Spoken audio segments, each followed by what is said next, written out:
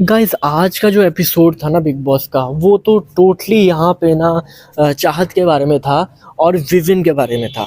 कि चाहत ने जो अविनाश के साथ किया, मतलब कि चाहत ने उस चीज़ को मान लिया। क्योंकि बातें तो चाहत की मम्मी ने आके स्टार्ट की थी। अब होता ये है कि चाहत की मम्मी, आपको पता है, यहाँ पे आगे बोल के गई थी कि अविनाश वुमेनाइजर है, वो ठरकी है, वो वुमेनाइजर है। और चाहत बहुत सती सावित्री है, चाहत ने कभी गलत अपनी लाइफ में नहीं किया, बदतमीज़ नहीं है, कुछ भी ऐसा नहीं है। जबकि हम हर चीज़ देख चुके हैं।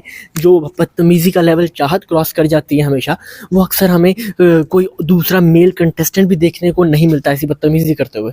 तो अब यहाँ पे होता ये है कि जब वो ऐसे इल्ज़ाम लगा के चली जाती है, तो चाहत को यहाँ पे क्या करना था? चाहत को वहाँ पे कहना था कि मम्मी उसकी गलत बोल के गई है, कि नहीं ऐसा नहीं था, विनाश नहीं था, लड़कीबाज नहीं था, वुमेनाइजर नहीं था। बट चाहत ने यहाँ पे क्या किया? चाहत ने कहा कि मम्मी क्या कह गई हैं, उनका ओपिनियन है, वो ठीक बोल के गई हैं। और उसके बाद वो चीज़ मुझे भी हर्ट की थी, और वो हर्ट आपको किया था, बट वो वहाँ पे वो ओके हो गया था। अब यहाँ पे चाहत से सवाल पूछे जाते हैं कि उस चीज़ को 3 महीने हो गए हैं, और तब उस पॉइंट पे आपने पानी फेंका था, आपने चीज़ें की थी। अब उस मामले में ऐसा हुआ था कि आपने कहा कि मेरी गलती है, अविनाश ने कहा मैंने भी ये नहीं बोलना चाहिए था। वो मैटर क्लियर हो गया था, और वहाँ पे चाहत की मदर को भी बुलाया गया था। अब वो सारी चीज़ें क्लियर होने के बाद दोबारा से ये चीज़ करना, क्या ये सही चीज़ थी? जी बिल्कुल नहीं, ये कोई ऐसी सही चीज़ नहीं थी जो यहाँ पे चाहत की मदर ने की, और उस चीज़ को आके, उस मुद्दे को आके घसीटा। और अविनाश को तो बहुत पॉइंट है सुनाने के, बट ये वुमेनाइज़र का टैग लगा देना, ये तो बिल्कुल सही नहीं था। और यहाँ पे इस तरह की चीज़ करनी बिल्कुल नहीं बनती थी, जो कि चाहत की मदर ने यहाँ पे की। जिसकी वजह से ऑब्वियसली चाहत का ही मामला ख़राब किया उन्होंने मज़ीद, क्योंकि चाहत के पास कोई पॉइंट ऑफ व्यू है नहीं यहाँ पे बोलने वाला।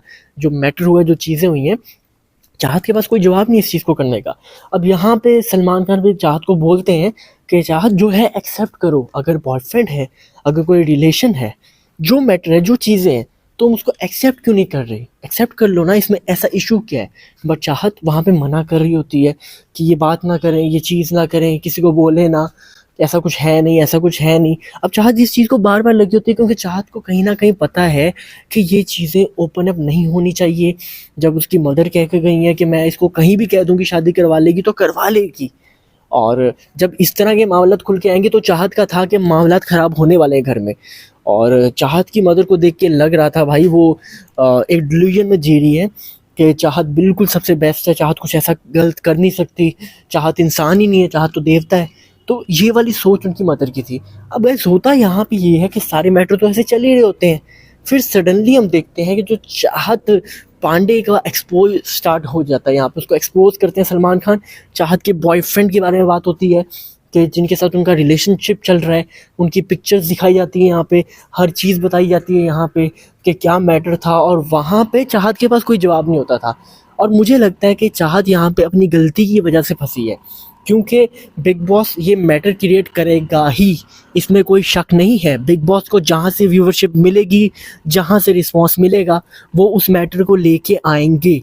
गलती यहाँ पे चाहत की ये थी कि उसने यहाँ पे अपनी मदर को साइड पे बिठा के भी नहीं समझाया कि आपको इस मुद्दे को लाने की क्या ज़रूरत थी, और यहाँ पे आप अविनाश से जाके सॉरी कर लें इस मुद्दे के बारे में। बट वहाँ पे चाहत की मदर खुद जब बाहर के मुद्दे उठा के लाती हैं, चीज़ों को पता हुए बगैर, उनकी बेटी ने उनको जो कह दिया कि अविनाश वुमेनाइज़र था, मैं इस वजह से बात नहीं करती थी, किसी दूसरे पे झूठे इल्ज़ाम लगा देना अपने आप को कवर करने के चक्कर में, ये तो बिल्कुल ठीक चीज़ नहीं थी। और चाहत ने जो चीज़ें की, जो बातें की, अविनाश पे एक टैग लगवाया और वहाँ पे स्टैंड भी नहीं किया कि ये गलत है, तो उसके बाद तो फिर चाहत के साथ जो हुआ वो तो होना ही था।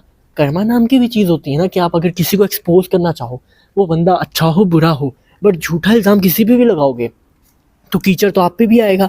अब यहाँ पे फिर मेकर्स सब दिखाते हैं चाहत के बारे में, और वहाँ पे चाहत के पास ना कोई जवाब होता है, ना कोई चाहत के पास वहाँ पे मौका होता है कि जब आपके ये सारे मैटर थे, आपने उसको एक्सेप्ट क्यों नहीं किया? आपने सारा इल्ज़ाम दूसरे इंसान पे लगा दिया।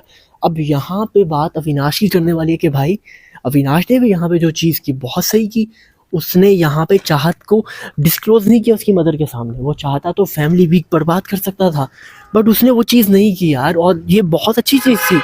वो गेम के लिए वो पागल बन रहा है, उसको करणवीर चला रहा है, बेवकूफ़ बना रहा है कि भाई ये लड़का बहुत अच्छा है, कहानियाँ करवा के उसको पागल बना रहा है, बट स्टिल यहाँ पे अविनाश ने चाहत के लिए स्पॉइल नहीं किया सब कुछ।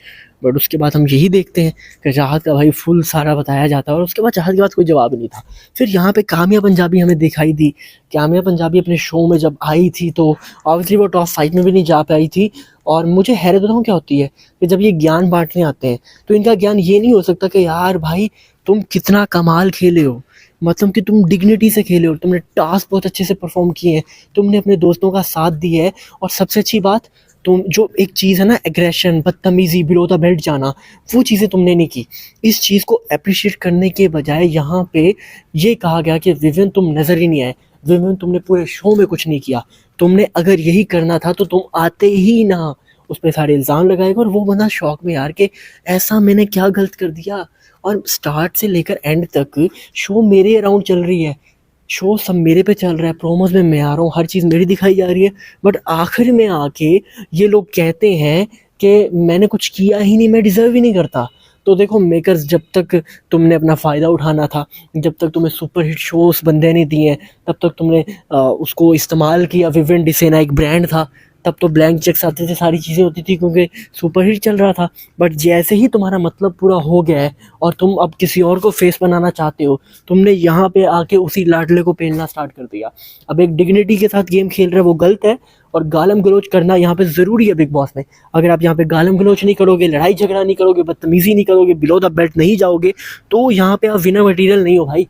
ये बिग बॉस की रियलिटी बन चुकी है। अब रिसेंट टाइम में बिग बॉस इस हद तक जा चुका है कि यहाँ पे कंट्रोवर्सीज वाले लोगों को लाया जाता है। पहले तो था ना कि जिसका करियर डाउन चल रहा है उसको, बट अब कंट्रोवर्सी पे लाया जाता है। और विविन को तो ज़रूरत नहीं थी बिग बॉस में आने की, क्योंकि यहाँ पे आपकी इज्जत पे खेला जाता है, बदतमीज़ी की जाती है, आपके साथ गलत किया जाता है, और ये चीज़ बिल्कुल भी यहाँ पे डाइजेस्ट करने वाली नहीं थी। और काम्या ने आके यहाँ पे विविन की सारी गेम उस बंदे को ऐसे प्रेशर में डाल दो ना कि आखिर में वो चुप करके बैठा रहे कि भाई करूँ क्या, क्योंकि मुद्दा तो वो बना ही नहीं रहा। मसला तो ये है ना कि ये बार बार इंस्टिगेट करते रहे उसे कि किसी तरह कोई मुद्दा बनाए, किसी तरह कोई चीज़ घसीट के लाए, बट जब बंदा जो रियल है, जिसको ऐसा कुछ करना नहीं है, वो नहीं कर रहा। और यही चीज़ यहाँ पे इनको परेशान कर रही है कि भाई ये लड़ क्यों नहीं रहा, ये झगड़ा क्यों नहीं कर रहा, अविनाश ने जो जो चीज़ें की है जवाब दे, वो नहीं दे रहा। इनको इस बात से चिढ़ है भाई, गेम शेम कोई नहीं इसको समझाने वाले ये। फिर हम देखते हैं यार ये विविन वाला मैटर होता है। उसके बाद हम देखते हैं कि यहाँ पे टास्क परफॉर्म किए जाते हैं जिसपे बताना होता है कि इस इंसान में कौन सी चीज़ है, कौन खुदगर्ज है, कौन किसी के पीठ पीछे गेम खेल रहा है, तो ये वाला टास्क वगैरह होता है। उसके बाद हम आखिर में देखते हैं गाइस यहाँ पे कशिश एलिमिनेट हो जाती है बिग बॉस के घर से, और चांसेस यही थे कि कशिश ही एलिमिनेट होने वाली है, क्योंकि कशिश का यहाँ पे बाकी सबकी निस्बत एक तो वाइल्ड कार्ड थी, फैन बेस भी कम थी, और जो अविनाश वाला कशिश वाला एंगल हुआ उस वजह से भी काफ़ी लोगों ने यहाँ पे उसको हेट किया। बाकी आपका क्या ओपिनियन है कमेंट में ज़रूर बताओ। Thank you very much.